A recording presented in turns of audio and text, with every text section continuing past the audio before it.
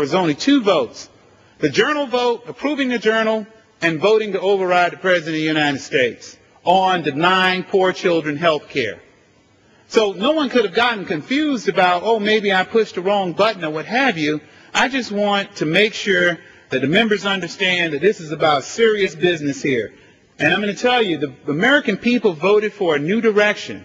Matter of fact, this reminds me of the old days when we had the rubber stamp Congress, and I want to make sure my staff bring the rubber stamp down from my office, because, you know, we haven't had it down here probably only once in the 110th Congress, but I'm going to make sure it gets down here to the floor before I leave the floor all the way. I'm glad this rubber stamp's down here, because I spent a lot of time, Mr. Speaker, here on the floor with many of my colleagues. I think this stamp here one day will be properly placed somewhere in a glass case, because this is what used to be. President said, let's give tax breaks to super wealthy corporations, record-breaking oil subsidies. Boom, no problem. Rubber stamp, it's going to happen. So shall it be written, so shall it be done. Those days are over.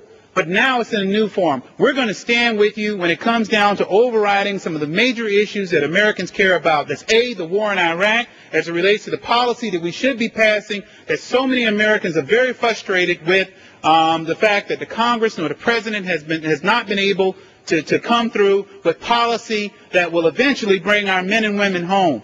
Will eventually bring our combat troops home, because we'll be providing technical assistance in the region for some time, but we're losing a number of our young people and our middle-aged folks that are reservists that have been deployed longer than any other fighting force in the past, and we're still here going back and forth. And the reason why we're going back and forth is the fact that we don't have the necessary votes on the Republican side to be able to override the President. In the Senate, the procedural 60 votes that you need to bring certain issues up are not there, because there's only a 51 majority Democrats there. So I think it's important, not only do we report the news, but we also talk about how we can do better. Now, I come to the floor with a clear mind and a clear heart to ask my colleagues on the Republican side of the aisle. We fell 13 votes short of providing poor children health care today.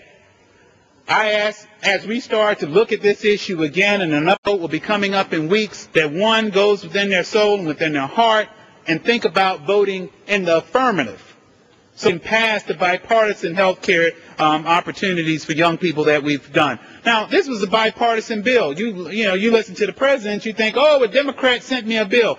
Well, I guess the 44 or I guess the 45 Republicans that voted with us on the original bill and the 44 that voted with us today, I guess they're Democrats too.